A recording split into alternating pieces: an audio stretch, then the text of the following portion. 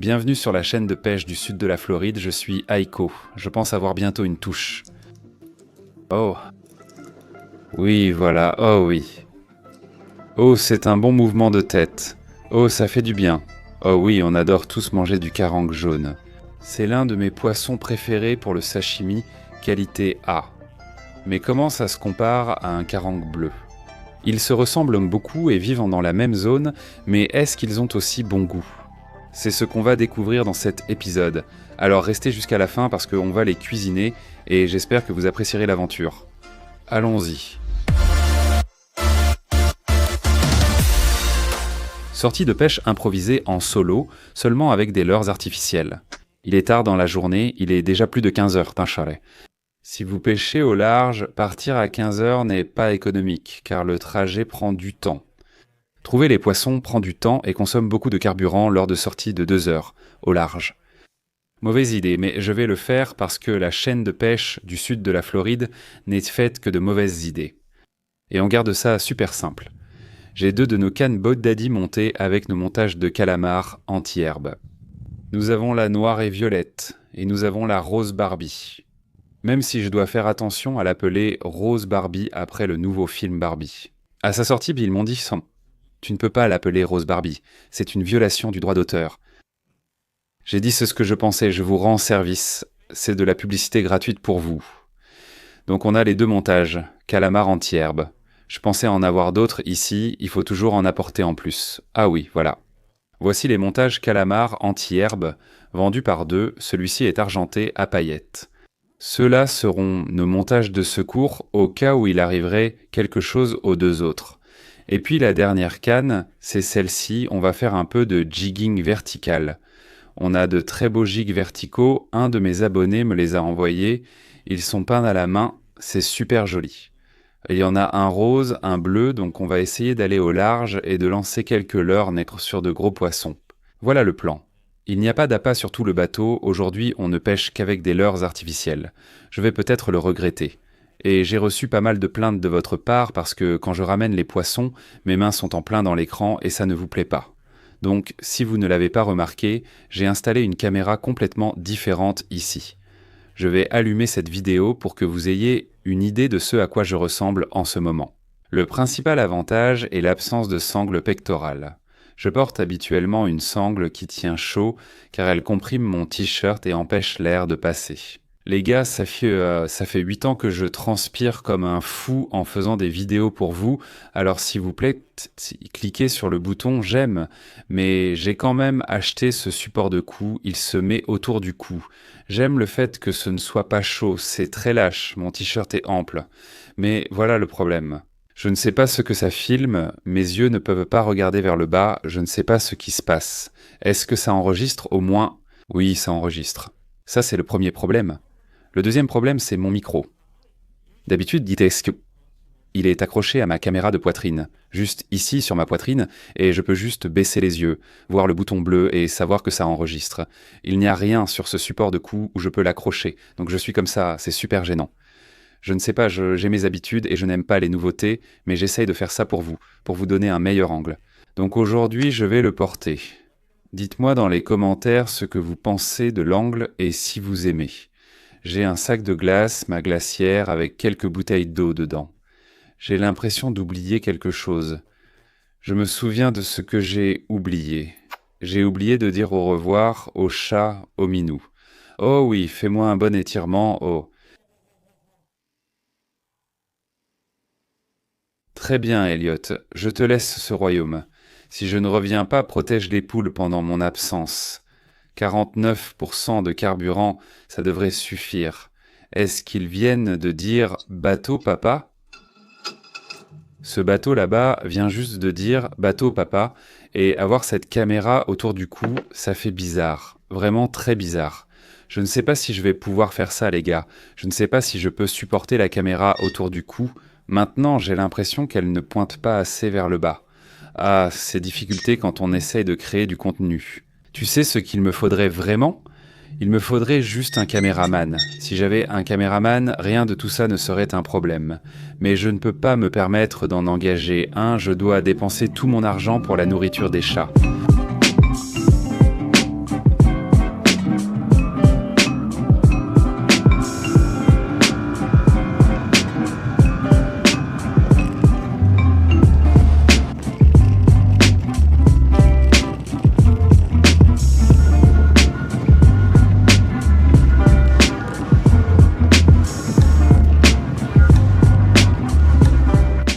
tout simplement, on est arrivé ici au bord du récif. On peut voir que le récif Molas est juste là-bas. Tu ne le vois sans doute pas à la caméra, mais l'eau ici est très turquoise et profonde, d'environ 9 mètres. C'est à 2 terrains de football d'ici, à 40 mètres de profondeur, juste au bord du récif. Regarde bien. Donc on est à 37 mètres de profondeur. On observe des poissons à environ 24 mètres sous le bateau. Et il y a aussi beaucoup d'algues ici. Je ne vois aucun mahé. Il y a un oiseau frégate. Je croyais en avoir vu un autre à l'instant. Il y a un autre oiseau frégate là-bas. Oh, c'est excitant. Très bien, on va trouver quelque chose. Laisse-moi prendre les cannes. J'ai 2 porte-cannes ici en haut de la tour, donc je peux monter quelques cannes avec moi.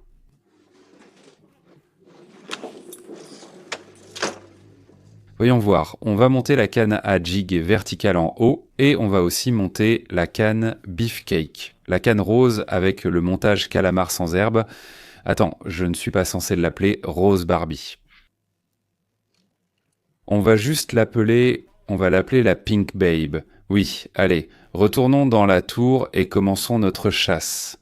Bon, on a repéré quelques poissons juste sous le bateau à 24 mètres, donc tu sais ce que ça veut dire. Autant essayer, descendons le gig et voyons si on peut faire mordre quelque chose. C'est un gig de 56 grammes, donc un petit modèle, mais j'aime bien les petits modèles. Et c'est parti. Il n'y a que 36 mètres ici. Tu n'as pas besoin de beaucoup de poids pour descendre à 36 mètres. Ça ne sert à rien d'utiliser un gig de 120, 160 ou 170 grammes dans cette taupe profonde. Oh, tu sais quoi, je viens de réaliser qu'en faisant du jig vertical, je secoue beaucoup mon épaule, ce qui fait bouger la caméra sur mon cou. Est-ce que c'est supportable à regarder ou c'est trop instable? Ça devrait aller. Bon, pas de touche, je veux aller un peu plus profond, je veux être plutôt à 60 mètres. Mais je vous dirai où je trouve les poissons, ne vous inquiétez pas. Sur la route à nouveau.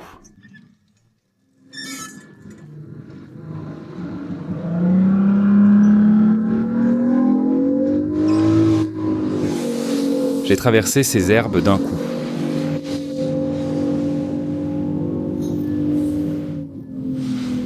Il y a aussi de grandes vagues ici, comme de grosses vagues déferlantes. Regarde cette vague, c'en est une grosse. Accrochez-vous, j'ai trouvé une belle ligne d'algues juste ici. Normalement, je ne traîne pas à l'aveugle le long des lignes d'algues, mais ce que je vais faire, c'est mettre une plume juste derrière le bateau, peut-être ici, je vais vous montrer, on va mettre ce montage calamar. D'accord. Juste là, je veux dire, c'est vraiment juste là. Comme ça, je peux aller à une vitesse plus élevée, donc je ne fais pas vraiment de traîne, c'est plus comme si je repérais ces lignes d'algues. J'aime couvrir du terrain et si je vois un maï-maï. Et je ralentis un peu, j'aurai déjà mon appât juste devant son nez. Là, on va à environ 12-14 nœuds en ce moment, donc il y a peu de chances que l'oche de le criplant, que quelque chose morde. Vous pouvez le voir, il vole juste derrière le bateau. Je vais lui donner encore 3 pieds de plus. Ouais, voilà, magnifique. Maintenant, je peux couvrir beaucoup de terrain sans perdre de temps, s'il n'y a pas de mahé dans le coin. Je les cherche juste. Il y a aussi des lignes d'algues là-bas, donc je fais juste un peu de houx. On a de grosses vagues, c'est plutôt sympa. J'aime ça, c'est agréable. Idéalement, on chercherait des poissons volants qui sautent et qui ne sont pas près du bateau, donc quelque chose les effraie. C'est vraiment ma chose préférée à trouver. Des poissons volants, donc s'il y a des poissons volants qui sautent hors de l'eau à 50 ou 100 mètres par là-bas. C'est une prise assurée, une prise garantie. Les oiseaux sont mon 2e préféré, puis juste des lignes d'algues vides. C'est mon 3e. C'est un peu le dernier, parce qu'avec les oiseaux et les poissons volants, tu sais ce qu'il y a un prédateur dans le coin. Ils sont là. Il y a une raison pour laquelle ils sont là. Avec les algues, ça peut juste être une ligne d'algues vide, et tu perds 1 heure à la pêcher pour rien. On a un maïs juste ici. Un gros.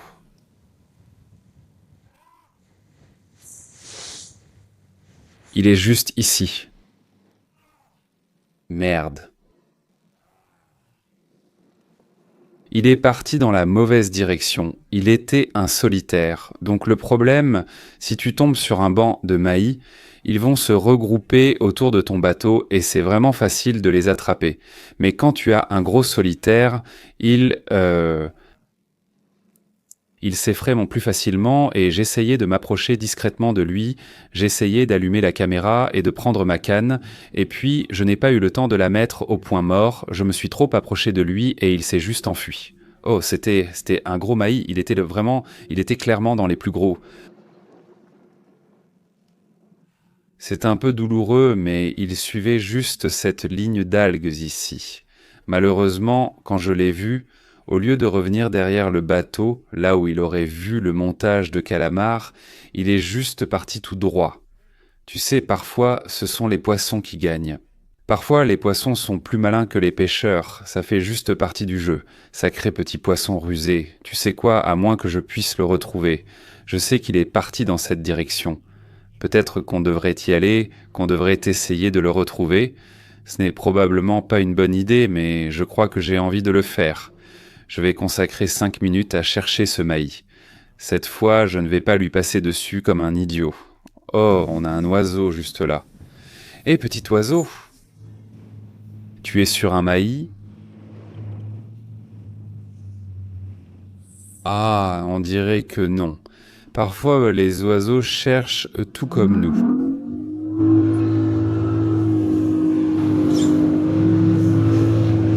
On suit juste cette ligne d'algues, on cherche ce poisson vert lumineux. On les remarque immédiatement d'ici. Oh, grosse vague, oh merde, oh. Oh, qu'est-ce qu'on a là? Une noix de coco. Est-ce une noix de coco? Oui. Noix de coco, ce n'est pas très. Ce n'est pas ce qu'on cherche, tortue. Oh, je n'ai pas pu m'arrêter à temps. C'était cool, énorme tortue de mer. Waouh! Parfois, on dit que si tu vois une tortue de mer, il faut lancer un jig vertical parce qu'on ne sait jamais cette son qui peut traîner autour. Parfois, des cobias les suivent. Parfois, des mahi-mahi les suivent. Je crois que dans la dernière vidéo ou celle d'avant, j'ai attrapé un ou deux mahi-mahi près d'une tortue en train de s'accoupler ou de tortues en train de s'accoupler. Il faut sûrement être deux pour s'accoupler. Oh là là. Bref, ça fait peut-être 1 heure que je conduis en regardant les lignes d'herbe et le soleil commence à se coucher rapidement maintenant. Je ne veux pas perdre toute la journée à essayer d'attraper un mahi ou à tenter ma chance sans garantie. Parfois, si tu tombes dessus, tu peux vraiment en attraper pas mal, mais tu peux aussi passer 2 ou 3 heures à les chercher sans avoir une seule touche. Mais je reste plein d'espoir et positif. Je vais continuer d'essayer d'attraper du mahi encore 15 ou 22 minutes, puis je veux faire un peu de jig vertical en eau peu profonde, genre dans 130 pieds d'eau. Waouh. Tu sais, on finira la journée en essayant de leur ramener un vivano à queue jaune, un pagre ou autre chose similaire. Le thon serait bien aussi, comme un petit thon au coucher du soleil. Mais je me suis dit que tant que le soleil est encore là, j'allais chercher du mahi, car je trouve que la pêche au mahi s'arrête un peu au coucher du soleil. Quand le soleil était trop bas, le mahi, je ne sais pas, il disparaît un peu. Ils arrêtent de manger. Tu peux encore les attraper, mais pas de façon folle. Donc je vais juste chercher Mahé encore un peu, ouais, on va lui donner encore 20 minutes. Croisez tous les doigts, on peut le faire. Il doit bien y en avoir un quelque part par ici. Je suis venu jusqu'ici, dans 400 pieds d'eau, et j'étais sur le point d'abandonner et de retourner dans des eaux plus peu profondes pour faire un peu de jigging. Mais j'ai vu cette bosse ici. Marque cette bosse, et on dirait qu'il y a des poissons derrière. 400 pieds. C'est assez profond, mais je pense que je peux faire descendre un jig jusque-là. Je pense qu'on devrait essayer. J'ai mis un jig vertical plus lourd, mais il n'est pas si lourd que ça. Il fait peut-être seulement 4 onces, 4 ou 5 onces, je ne sais pas. Mais voyons si on peut atteindre le fond. Bonne chance là-dessous, mon garçon. On dérive un peu par là. Donc tu veux le lancer contre le courant parce qu'il va en fait revenir vers toi en dérivant. Ça va tourner sur environ 124 mètres. on y est en ce moment. Tu crois qu'on peut toucher le fond? Oui, il faudra juste patienter. Je devrais pêcher de l'autre côté, ce soleil me gêne au visage. Tu sais quoi? On est tellement mieux à l'ombre. Je prépare la caméra d'action parce que je sais qu'on va avoir de l'action ici. Je n'ai aucune idée de ce qu'il y a à cet endroit, ni même si quelque chose ici voudrait mordre sur un jig. Mais les nouveaux endroits sont excitants parce que tu ne sais pas ce que tu vas remonter. Par contre, ça prend du temps pour atteindre le fond. D'accord, laissons-le redescendre. Deuxième tentative. Eh bien, on ne peut pas dire qu'on n'essaie pas. Je suis maintenant en sueur. J'ai fait 4 descentes jusqu'en bas. J'ai passé ma jig juste au milieu de ces poissons et aucune touche. Je ne sais pas ce que c'est, mais je dois venir ici un jour, pêcher en grande profondeur. Mais je remets la petite jig à nouveau. Et on va se diriger vers 130 pieds, là où je veux aller. Aïe, je me suis accroché l'hameçon dans le doigt. Oh, des hameçons bien aiguisés. Je pense que c'est positif. Un gars pêche à la traîne du maïs sur cette ligne d'algues. Ouais, j'ai parcouru toute la ligne d'algues. Je n'ai pas vu un seul poisson dessus. On croise les doigts, peut-être que quelque chose va changer ici. Je commence à désespérer, les gars. On a remis le petit gig rose et on est maintenant à 170 pieds-points de profondeur. Je descends. Descendre ce petit gig à 170 pieds sera difficile, mais possible avec assez de finesse. Eh bien, on a clairement touché le fond. Maintenant, il ne reste plus qu'à trouver quelque chose pour le manger. C'est vraiment difficile de savoir quand on touche le fond avec un leurre aussi léger, mais il y a des petits détails à observer, comme la moindre différence dans la vitesse à laquelle la ligne se déroule. Là, c'est le fond. Il faut un peu d'entraînement, mais à force, on finit par comprendre. J'ai cru avoir une touche pendant 1 seconde. Il s'est passé quelque chose de bizarre. Allez, il va se passer quelque chose. J'ai ce pressentiment. Je le sens. Je n'ai même pas encore bu de bière. Je garde ma bière comme récompense. Je dois attraper un poisson avant d'avoir une récompense. Oh, c'est parti. Non, c'est fini. Est-ce que j'ai perdu ma cuillère? Qu'est-ce que c'était que ça? Redescendre là-bas, cuillère. Quelque chose vient de la frapper. Quoi? Je le savais, mon pressentiment. Je savais que je ressentais ça pour une raison. Je ne commence pas à avoir des frissons sans raison. Qu'est-ce que c'était? Un thon, peut-être? Ah, j'espère qu'il est toujours là-dessous. Je redescends le leurre. Le picotement s'est maintenant transformé en pulsation, ce qui veut dire que je vais sûrement attraper un poisson. Or. Oui, voilà, je l'avais dit. Je savais que mon picotement était pour une bonne raison. Oh oui, poisson ferré. Poisson ferré, bébé, il secoue bien la tête, c'est vraiment un bon coup de tête. Allez, soit un thon. Soit un thon, soit un thon. Tataki de thon. Qu'est-ce qu'on a? Un carangue jaune. Je prends, j'adore, c'est mieux qu'un thon. Ah, sashimi. Sashimi, bébé. L'un des meilleurs poissons pour le sashimi qui existe. Oh, tu as recraché l'hameçon. Bravo. D'accord. Donc la clé avec un jaune. Attends, comment ça s'appelle déjà? Oui. Donc ça, c'est un Yellow Jack. Et ils font un excellent sashimi. L'un des meilleurs à mon avis. Regarde-moi ça. Regarde cette belle ligne bleue Sion qui descend le long de son dos. Les plus jeunes ont toujours une ligne bleue très vive comme ça. Je veux dire, regarde ça, c'est de l'or bleu. Comme on adore manger ces gars-là en sashimi, on veut s'assurer de bien les saigner. Et, eh bien, je pense que vous savez ce que ça veut dire. On va prendre un seau et le remplir. En fait, il est plus simple de les saigner dans le bassin à citron vert. Oui, c'est bien de les saigner dans le vivier parce qu'ils vont s'agiter partout et il y aura du sang partout.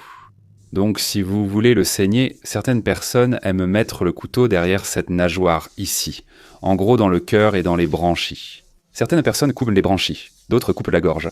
Moi je préfère une petite coupure aux branchies.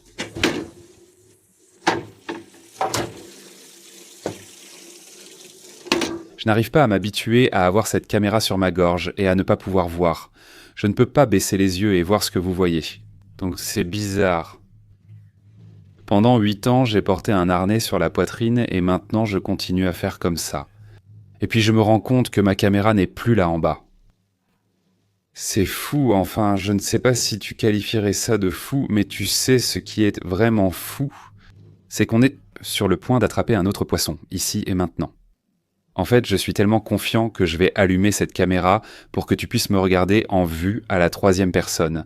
À la 3e personne, mon pote. Oh et oh, on avait un poisson. Oh, il est revenu. Voilà, poisson ferré. Il a exactement le même. Oh, il s'est décroché. Quoi? Refaisons la 2e. On s'est accroché à la dernière descente, mais en fait on s'est accroché 2 fois et les 2 fois, les crochets sont sortis. Les hameçons sur ce jig de 2 onces sont très petits. Donc c'est difficile d'assurer un bon ferrage avec ces jigs verticaux. Normalement, j'utilise un hameçon beaucoup plus gros, mais on verra, on verra. On va réussir à les faire mordre à nouveau. Je n'arrive pas à croire que je puisse faire descendre un jig de 2 onces jusqu'au fond. Il faut vraiment de la finesse pour sentir le contact. Oh, voilà, le fond. Regardez ça. On va attraper un poisson. Regardez bien. J'ai dit de regarder. Tu regardes? Tu vas devoir continuer à regarder. Je n'abandonne pas. Je sais que je vais attraper un poisson ici.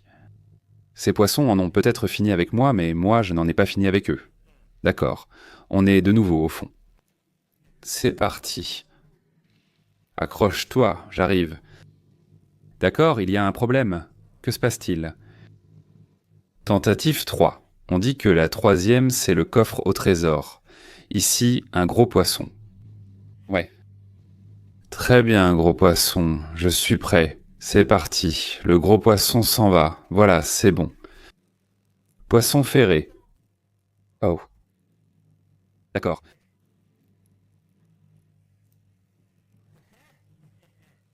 Le coffre au trésor arrive. C'est un fait. Qu'est-ce qu'on a?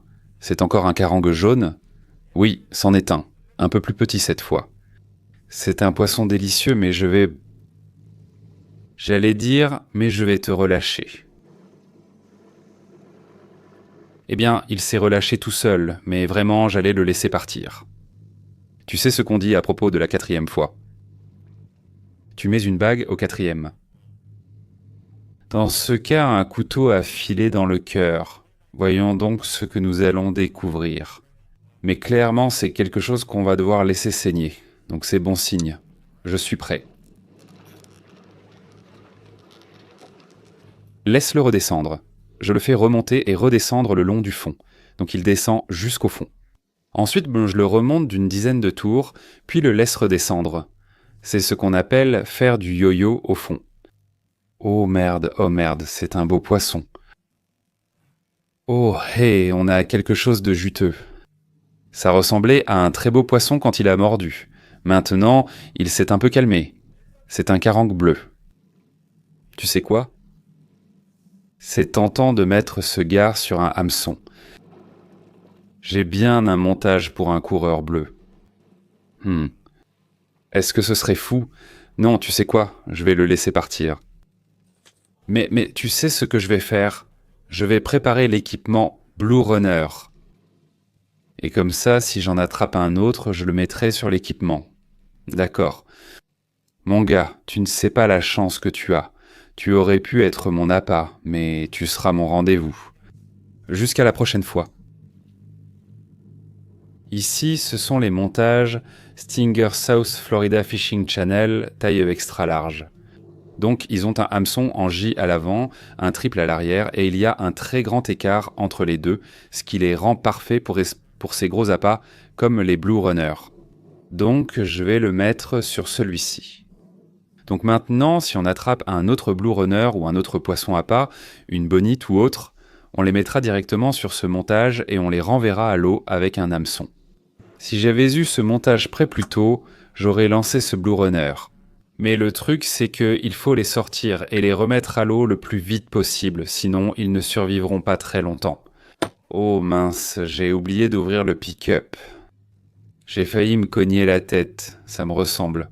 D'abord, je dis à quel point j'aime quelque chose et ensuite ça me frappe en pleine tête.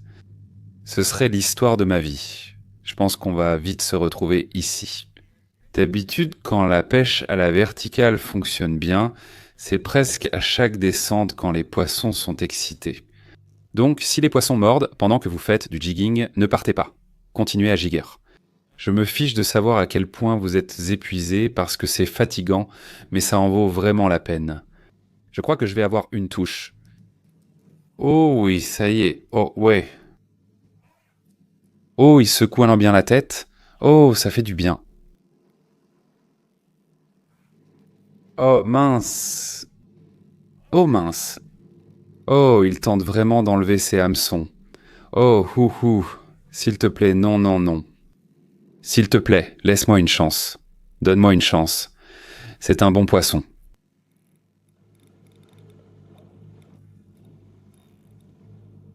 Oui. Oh, il arrive. Il remonte. Haha, on l'a retourné. D'accord, c'était la partie la plus difficile. Le reste est encore difficile, mais il y a beaucoup plus de chances que les choses tournent en notre faveur maintenant. En jigging vertical, tu perds ou gardes souvent le poisson dans les 30 premières secondes. Le voilà. Qu'est-ce qu'on a? Qu'est-ce qu'on a? Oh là là.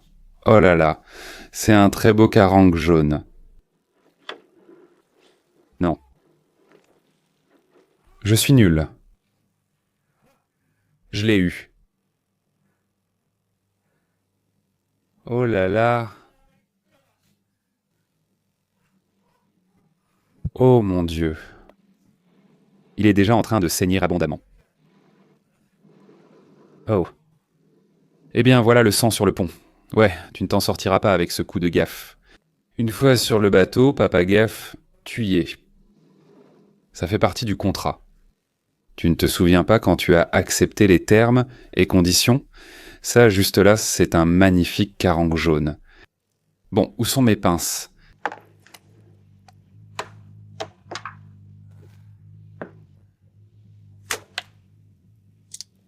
Oh, il m'a presque eu.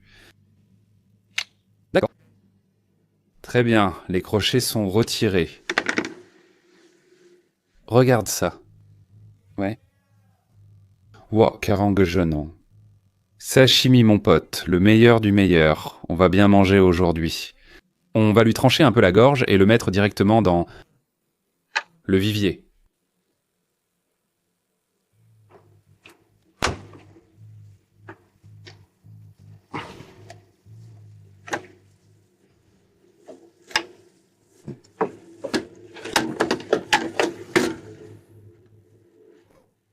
On va s'assurer que on verse de l'eau salée sur ce sang avant qu'il ne sèche. Le sang séché est assez difficile à nettoyer sur un bateau. Alors, frappe-le avec cette eau salée. Ça ne veut déjà presque plus se détacher.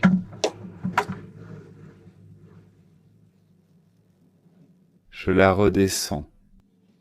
Si je pouvais attraper un autre de ces gros carangues jaunes, je pourrais organiser une fête de quartier chez moi. Ça me semble amusant. De toute façon, il est censé pleuvoir pendant les 4 ou 5 prochains jours. Ce serait donc le moment idéal pour inviter des amis et organiser un petit barbecue. Allez, encore une. Si on en attrape encore un, j'organise une fête. Allons-y, encore un gros carangue jaune, s'il te plaît. Ou autre chose, vraiment, je prends tout. Très bien, on est au fond. Jiggy jig jig. Allez. Bongi dong di ding. Jiggity john de jing de jing. Et encore. Et encore. D'accord, ce poisson n'a pas l'air si gros. Oh oh, il vient de devenir plus gros. Oh oh, attends, oh oh. C'est quoi ce truc? Ça n'a pas l'air si gros, mais il nage frénétiquement, par contre. Oh non. Il s'est décroché près du bateau. C'était un carangue jaune. Mince, il n'était pas énorme de toute façon, donc ça va. Quel chanceux. Oh, ah, j'ai eu une bonne touche. Oh, on a eu une bonne touche. Non. Oh, il y en a eu. Ce sont les petits hameçons. Je vais attribuer ça aux petits hameçons. Je pense mettre des hameçons plus gros sur ce gig. Ces petits hameçons ne sont pas efficaces pour s'accrocher dans la bouche d'un gros carangue jaune. Celui-là avait l'air gros. Celui-là avait l'air plus gros que le premier. On touche le fond. Et on va commencer à remonter. Parfois je vais plus lentement, parfois je vais plus vite. J'aime juste essayer différentes choses, voir laquelle fonctionne. En général, la meilleure option et la plupart de mes prises se font avec la récupération la plus rapide possible.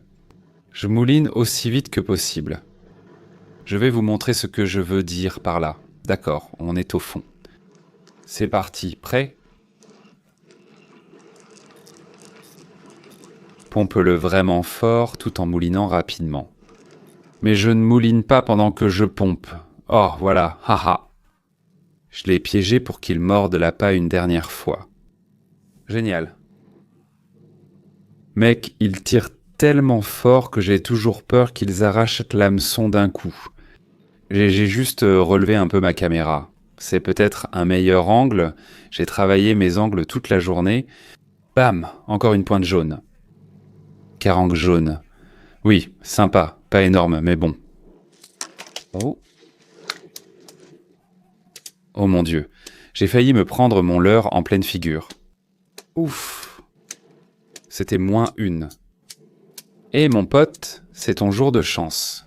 J'ai toute ta famille ici, dans ce petit vivier. Bienvenue. Et le voilà qui entre. Comme si de rien n'était. Ça veut dire que ça mord à nouveau. Oh, je ne veux pas partir maintenant. Ah, encore une prise. Oh, il est 7h30. Je rentrerai chez moi dans le noir. Encore une prise, puis il sera temps de cuisiner. Dernière prise de la soirée, je te le promets. On dit que la dernière prise n'est jamais vraiment la dernière. Oh, oh, ma ligne vient de se détendre en descendant. Parfois, ça veut dire que quelque chose l'a attrapé. Oui. Waouh, j'ai eu une touche en descendant. Oh, oh, oh, ça a l'air bon, ça a l'air bon. Oh là là. Oh, il prend du fil, il prend du fil. Et je prends du fil, il prend du fil. Nous nous battons tous les deux pour notre place légitime à la table. Nous avons simplement des places différentes à table. On a un coureur bleu. Tant pis, allons-y. Nous allons l'utiliser comme appât. Nous allons le mettre sur le montage Stinger. D'accord, montage Stinger ici.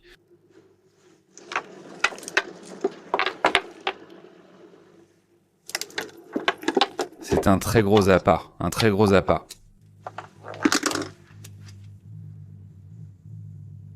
Très bien. Ça, juste là, c'est un Blue Runner et on va le mettre sur ce montage Stinger. Donc l'hameçon en J passe par le nez. Il faut être très prudent ici parce que ce triple hameçon, je préfère même pas en parler, ça pourrait m'arriver. Ce triple hameçon risque facilement de s'accrocher à ma main s'il bouge. D'accord. Voilà, il a le triple hameçon et tout dans la gueule. Et il replonge vers le fond. Et pendant qu'il s'en va, qu'il nage et fait sa vie, je vais en profiter pour redescendre mon gig une fois de plus. Maintenant, si quelque chose mange ce Blue Runner, ça va être incroyablement énorme. Oh, j'en ai un, voilà. Oui. Oh, ça fait du bien, ça fait du bien. C'est un beau poisson. Oh mince, c'est un beau poisson, c'est celui qu'on cherchait. Oh, oui, oui, oui. C'est celui-là. On aura peut-être besoin de la gaffe, c'est de la vraie pêche, jigging vertical avec appât vivant. Oh, oh, je crois que quelque chose vient d'attraper le Blue Runner, ou presque. Je ne sais pas, il vient de se passer quelque chose là. Qu'est-ce qui se passe ? Ce poisson veut aller par là. Qu'est-ce qui se passe, bon sang ? Est-ce que c'est... Oh mon Dieu. C'est un gros poisson. Oh mon Dieu, c'était quoi ça?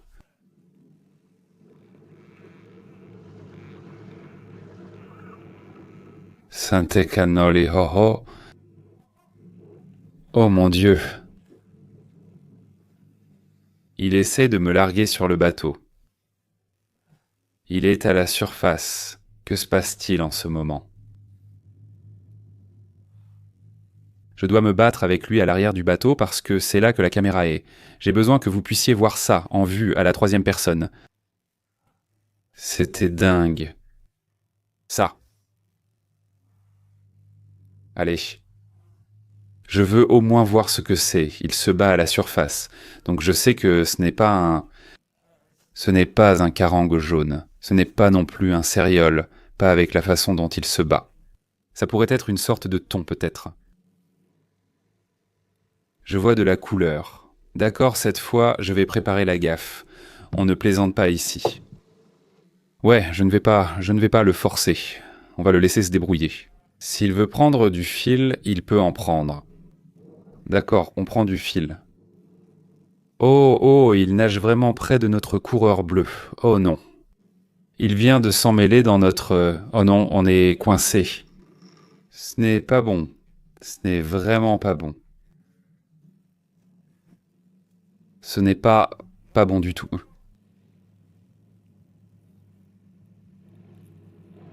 Oh mince. D'accord, comment peut-on démêler ce nœud? Oh mon Dieu. Oh, j'ai réussi à le démêler. Peu importe si on est dans l'angle de la caméra, je veux attraper ce truc. Il tourne en rond comme un thon. Très bien. Oui, oui, oui. Viens ici, mon pote. Bien, on est de nouveau dans l'angle de la caméra. Bienvenue. D'accord. Qu'est-ce que c'est? Il a un ami avec lui. Ils sont deux. Si j'avais un pote qui pêchait point avec moi en ce moment, on attraperait sûrement l'autre aussi. Le voilà, le voilà. Le voici. Tu te moques de moi. Combien d'énergie ces trucs ont-ils, bon sang? J'ai urgemment besoin d'un électricien. Je suis surpris que rien n'ait mangé le coureur bleu. D'accord. Nous avons un contact visuel. Nous avons un contact visuel. Oh, je l'ai raté. Allez, bébé. C'est vraiment dur à attraper avec ça. On va y arriver quand même. Au moins, on sait qu'il tient bien. Parfait, on l'a cette fois. Viens voir papa, le soleil se couche, finissons cette partie. Désolé mon pote. Je sais, on s'amusait tous les deux, je sais. Mais cette fête doit se terminer. Tout de suite, Minou. Les sages paroles d'Eliot. C'est ça. Miaou. C'est parti, c'est parti. Je l'ai eu.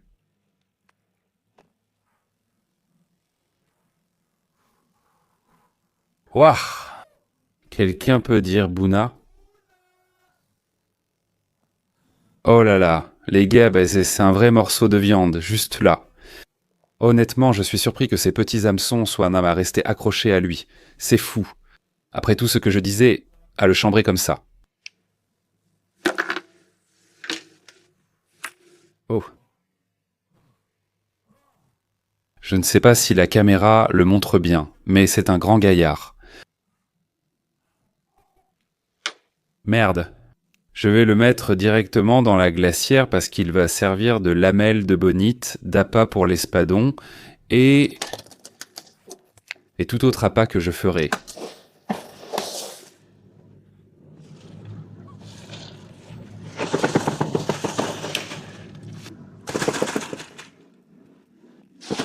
Regardez ce type, comme il est gros. Oh là là. Quel beau mâle. Prenons aussi les autres poissons. Oh là là, c'est aussi un sacré beau mâle.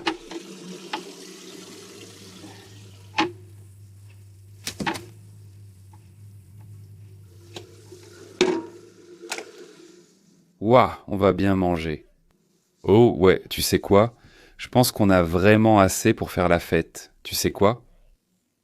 Ces deux-là sont clairement des carangues jaunes, mais le premier poisson que j'ai attrapé, tu sais quoi? Ce n'est en fait pas une carangue jaune. C'est un autre poisson. Comment s'appelle-t-il? C'est pour ça qu'il avait cette ligne bleue étrange. Tu vois là? Oui, ce sont des poissons différents. Je suis nul, on va essayer les deux, ça ressemble à un carangue jaune. Est-ce que ça a le goût d'une carangue jaune? On va le découvrir. Il faut d'abord les mettre sur la glace. J'ai du sang partout sur mon bateau. D'Osmas. Allez, entrez là-dedans, les gars. Oh, il a un bon poids quand même. Peut-être qu'à la fête, je vais faire du sashimi avec celui-ci et je vais en donner à Dan, lui dire que c'est du Yellow Jack et voir s'il aime ça. Je pense que c'est une sorte de bar jack, il y a un mot pour cela. Je l'ai probablement déjà affiché à l'écran maintenant. En montant la vidéo, je trouverai. Je vais nettoyer ce bateau. Oh oh oh, chut. Oh non. D'accord, bien. On l'a eu. Le Blue Runner s'est emmêlé dans le moteur. Très bien, Blue Runner. Je veux que tu vives une bonne fin de vie. C'était vraiment bien de te rencontrer. Les Blue Runners sont des poissons tellement forts. C'est fou. Rien ne peut les abattre. Même pas moi. Il est reparti comme si de rien n'était. On a un magnifique coucher de soleil pour rentrer. Allons-y.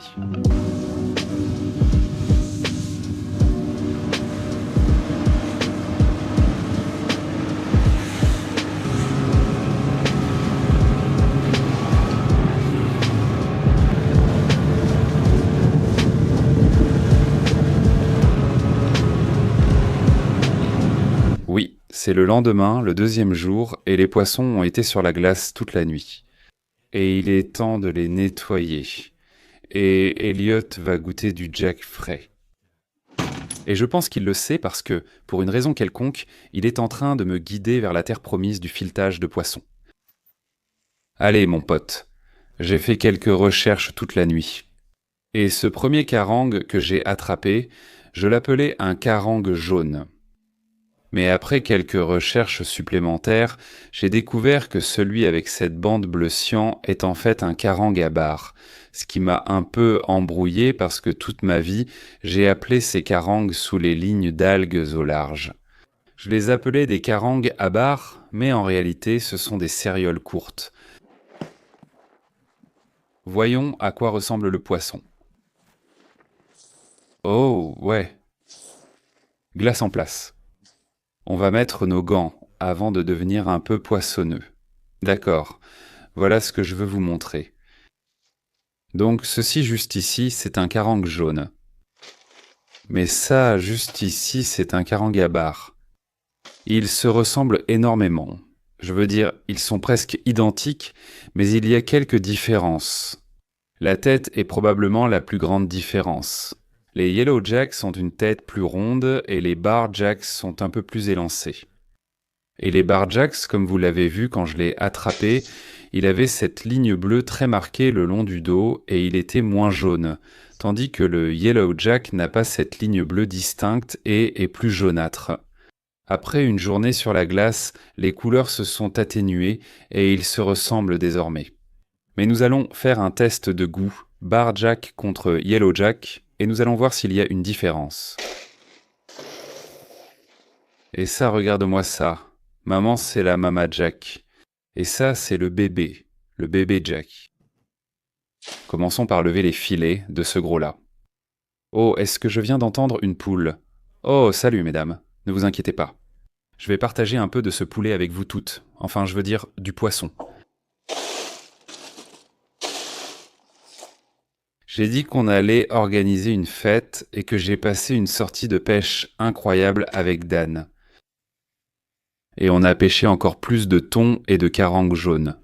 Donc en fait, on va organiser une fête barbecue avec de la carangue jaune et du thon. Et ça va être un épisode. Ce sera le prochain épisode. Alors assurez-vous de cliquer sur le bouton d'abonnement et vous allez nous voir organiser une vraie fête barbecue. Vous ne voudrez pas manquer cet épisode. Mais je ne vais pas vous laisser sur votre faim dans cet épisode parce que on va faire une recette spéciale dont mon voisin Bob m'a parlé. Il l'adore, il me l'a préparée et je l'ai goûté. C'était vraiment tant délicieux. Donc c'est ce que je vais faire dans cet épisode et c'est une excellente recette pour une fête. C'est une bonne recette pour les personnes qui n'aiment pas forcément le poisson cru, mais ça va quand même être un peu du poisson cru. Vous allez devoir continuer à regarder cet épisode pour découvrir quelle est cette recette incroyable. Les carangues jaunes ont un os vraiment très dur juste ici, c'est assez difficile à couper. Donc j'aime utiliser un couteau plus petit et plus solide pour couper à travers ça. De cette façon, vous n'émoussez pas votre couteau à filet principal, et si vous remarquez, il y a une petite queue juste là. Voilà le minou prêt à attraper du poisson.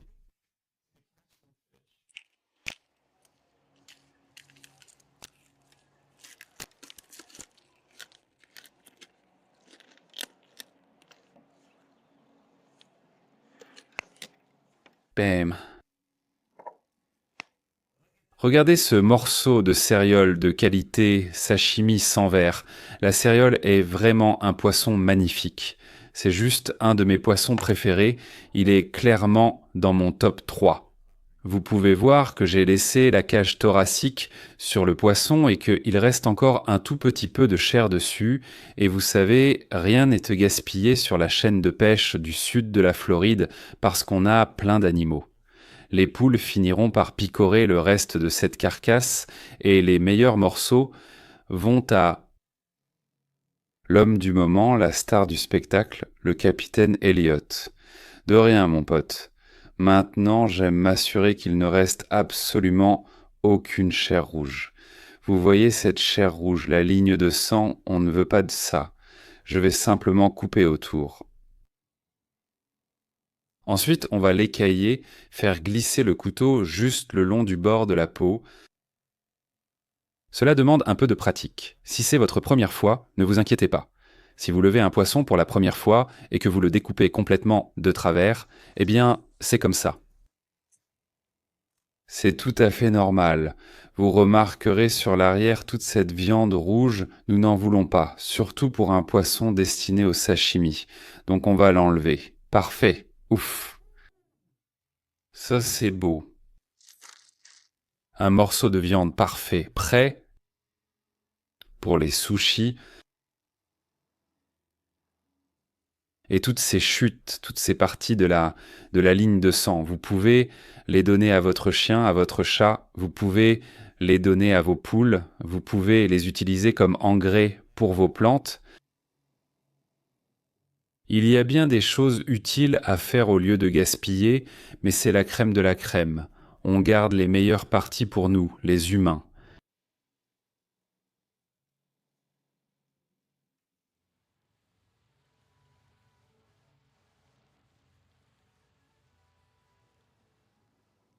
Parfait, c'est ça. Et j'aime utiliser la peau un peu comme une planche à découper. Et je fais toutes les découpes sur la peau, comme ça la viande de sashimi ne touche jamais la planche à découper. Je pense que c'est une bonne façon de garder votre viande crue aussi parfaite que possible. Je vais continuer à finir de lever les filets de ce poisson, ce carangue jaune. Mais dans un instant, je vais prendre le carangue koubali et on va voir à quoi ressemble la chair du carangue koubali, si elle est assez différente par rapport à celle du carangue jaune.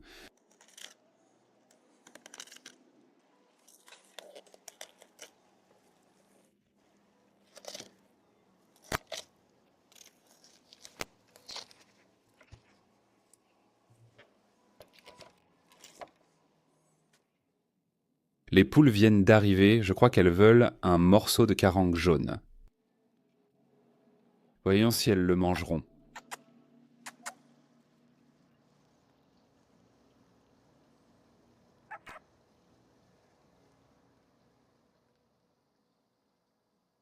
Oh oui, elle adore ça. Bonne fille. Prends un autre morceau.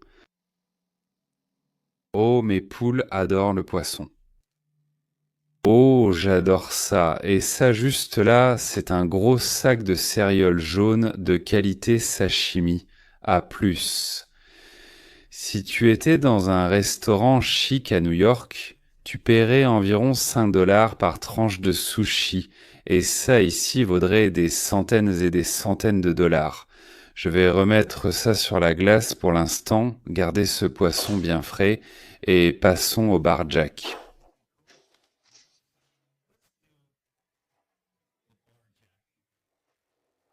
Regarde-moi ça, le barjack. Je n'ai jamais vraiment entendu parler de gens qui mangent du barjack, mais il ressemble exactement à une céréale jaune. Donc, si je devais faire une supposition éclairée, je dirais que ça a exactement le même goût. Mais tu as déjà beaucoup mangé, je ne veux pas que tu aies mal au ventre. Voilà, et je dis toujours d'utiliser un couteau adapté au poisson. Si tu as un gros poisson, un petit couteau ne va pas marcher. Et si tu as un petit poisson, utiliser un énorme couteau, c'est un peu ridicule.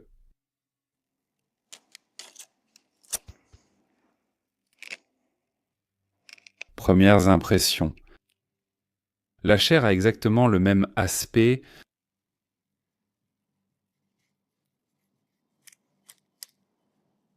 Oui, elle a cette couleur rose clair. Ça sent pareil, même si pour lever un filet, je préfère un couteau plus long. Pour une raison quelconque, j'ai l'impression d'avoir plus de contrôle avec un couteau plus long.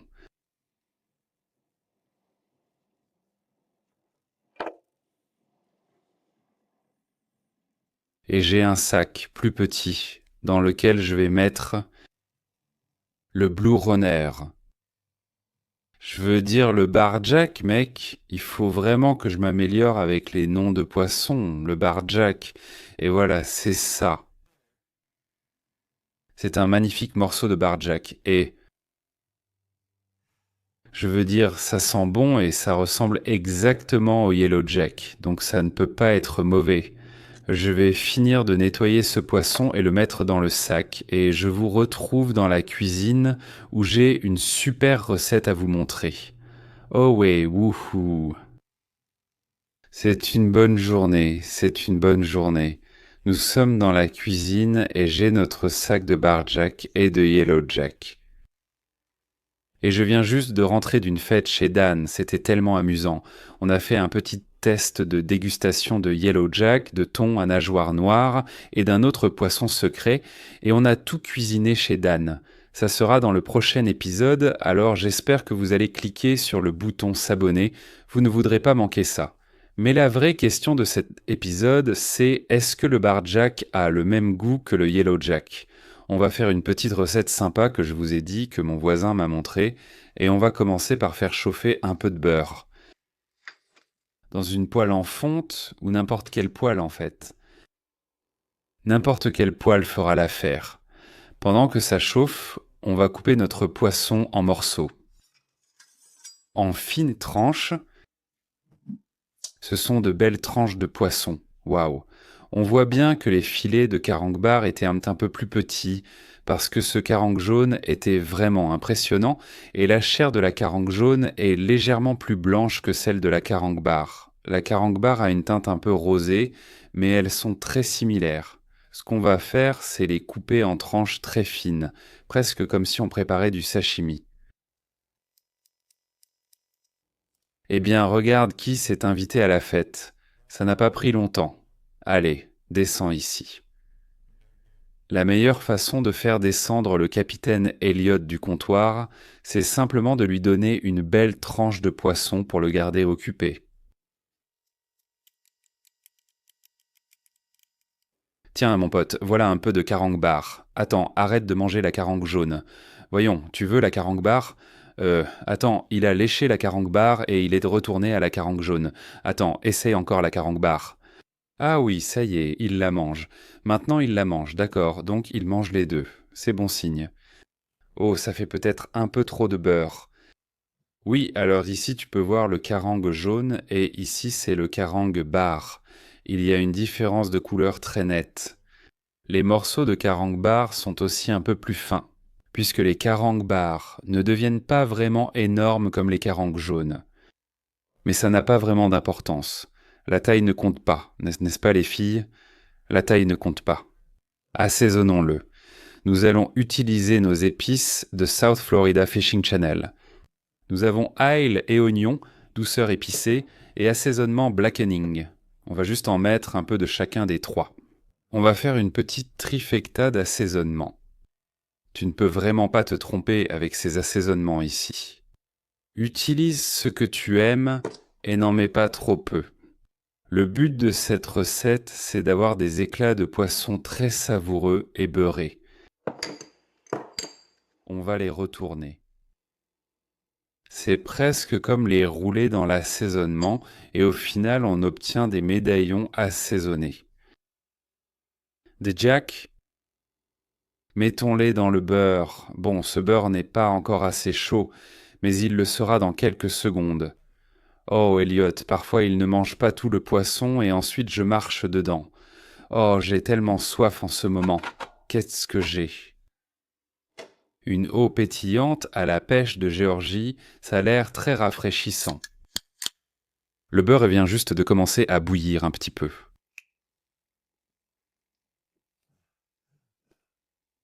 Oh. Oh, ça fait tellement mal de boire des seltzer cul sec, mais c'est tellement bon. Je ne peux pas résister, à chaque fois que je bois du seltzer, j'ai le hoquet. Bon, prends tes pinces, on a du beurre qui crépite. Là, ça va aller très vite. En fait, je vais juste utiliser mes doigts. On va les cuire seulement 1 minute de chaque côté, même pas. C'est juste une petite saisie rapide. En fait, je pense que le beurre aurait pu être un peu plus chaud. Il crépite, mais ce n'est pas vraiment en train de grésiller, tu vois ce que je veux dire? On va s'en sortir. Voilà, ça fait 1 minute, maintenant on les retourne. Oh ouais, ils sont parfaits. C'est exactement comme il faut. Si tu les fais cuire trop longtemps, tu ne pourras pas les retourner, ils vont juste commencer à se désagréger. Donc il ne faut vraiment pas trop les cuire. Maintenant, on va faire encore 1 minute maximum. On fait un petit zoom sexy rapide. Et tu peux voir le poisson, il commence doucement à devenir un peu blanc. Il a encore la fermeté du cru, mais il a la blancheur du cuit. Et c'est tout, c'est prêt. Voilà, c'est tout. On ne veut surtout pas trop le cuire. Tu peux voir qu'il est encore ferme. Si c'était complètement cuit, ces morceaux en médaillon ne tiendraient pas ensemble. Il se défraie, donc c'est encore un peu cru. Mais si tu donnais ça à quelqu'un qui n'aime pas le poisson cru, il ne pourrait probablement même pas deviner que c'est cru. C'est la recette parfaite pour les amateurs de poisson cru et ceux qui n'aiment pas le poisson cru. Merci Bob pour la recette. Très bien. Et maintenant, le beurre est évidemment beaucoup plus chaud, donc ça va aller encore plus vite. On pourrait même ne faire que 30 secondes de chaque côté pour cela. C'est le karang. Bam, bam, bam, notre carangue fraîche est en train de cuire. On procède comme pour la carangue jaune. Voici la carangue jaune.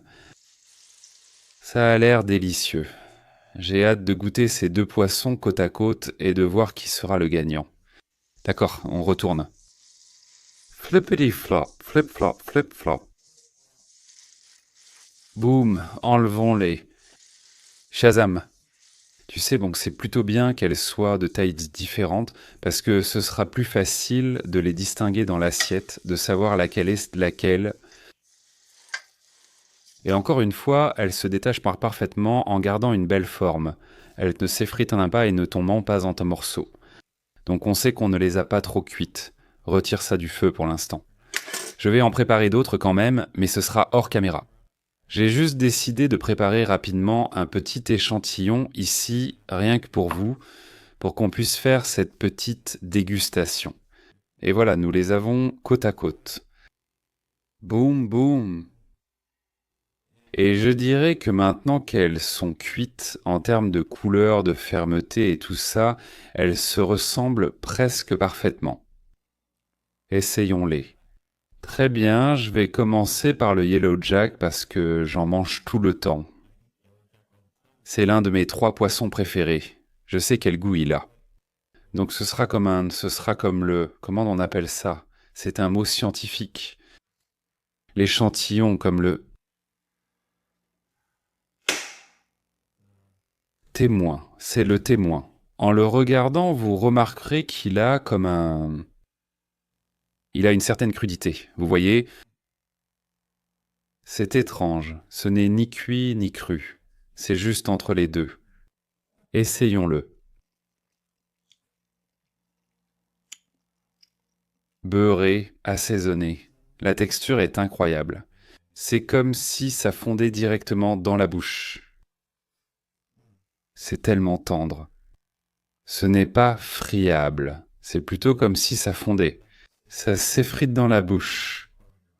Oh, ça c'est à un autre niveau. Ouf. Hein. Un karang bar.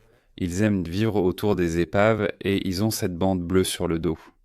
C'est parti. En termes de texture, ça ressemble exactement au karang jaune, mais le goût est différent. D'accord, tout de suite. Le goût est vraiment différent. Attends. D'accord. Ça a un goût de poisson plus prononcé. Donc le Yellow Jack est plus comme un goût de poisson très léger, très léger. Mais celui-ci a un goût un peu plus prononcé de poisson, je dirais que c'est comme ça qu'on pourrait le décrire. Mais c'est bon quand même. Ça, dans un taco, ce serait incroyable. Tu sais, il me reste beaucoup de poissons. Demain soir, tu sais ce que je vais peut-être faire? Oh ouais, bébé. Je vais peut-être me faire des tacos au fromage nacho Old El Paso. Durs et moelleux. Mais le poisson est délicieux. Si tu attrapes un karang bar ou une belle karang jaune, mets-les dans la glacière. Vous ne le regretterez pas. Merci à tous d'avoir regardé cet épisode jusqu'à la fin. J'ai du poisson à manger, encore du poisson à cuisiner, et puis j'ai toute une cuisine à nettoyer. Mais jusqu'à la prochaine fois, les amis, paix et santé.